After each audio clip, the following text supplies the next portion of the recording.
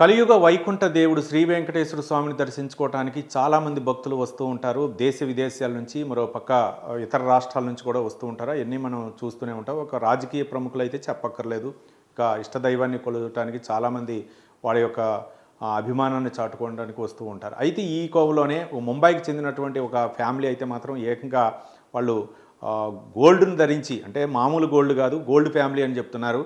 ఒక్కొక్కళ్ళు 10 కేజీలు, ఇద్దరు 10 కేజీలు చొప్పున ధరించారు, ఒకళ్ళు 5 కేజీలు, మొత్తం 25 కేజీలు బంగారం ధరించి ఈరోజు శ్రీవారిని దర్శించుకున్నారు. వాళ్ళు బయటకు వచ్చిన తర్వాత వాళ్ళతో ఫోటోలు దిగటానికి అక్కడ భక్తులైతే మాత్రం పోటీ పడ్డారు. వాళ్ళని రక్షించడానికి కూడా వాళ్ళ సొంత సెక్యూరిటీ 15 మందిని తెచ్చుకున్నారు. మొత్తానికి ఈ ఫ్యామిలీ ఉన్నంతసేపు కూడా అక్కడ భక్తులైతే మాత్రం అంటే ఒక సెలబ్రిటీ ఏ విధంగా వస్తే ఫోటోలు దిగుతారో అదే మాదిరిగా వాళ్ళతో కూడా ఫోటోలు దిగడానికి అయితే మాత్రం పోటీ పడ్డారు.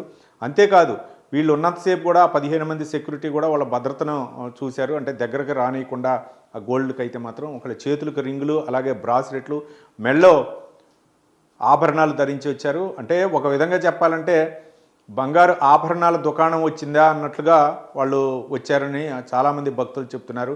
మరోపక్క వాళ్ళు వెళ్ళే కారు కూడా గోల్డ్ కోటెడ్తో వేసినటువంటి కారులో వచ్చారని చెప్పేసి ఇక్కడ భక్తులైతే, మొత్తానికి ఈ వీడియో అయితే మాత్రం వైరల్ అవుతుంది. ఇంత గోల్డ్ ధరించి రావటం అయితే మాత్రం బహుశా అరుదు. కాబట్టి వీళ్ళైతే మాత్రం బాంబేకి చెందినటువంటి భక్తులుగా ఇక్కడ చెప్తున్నారు.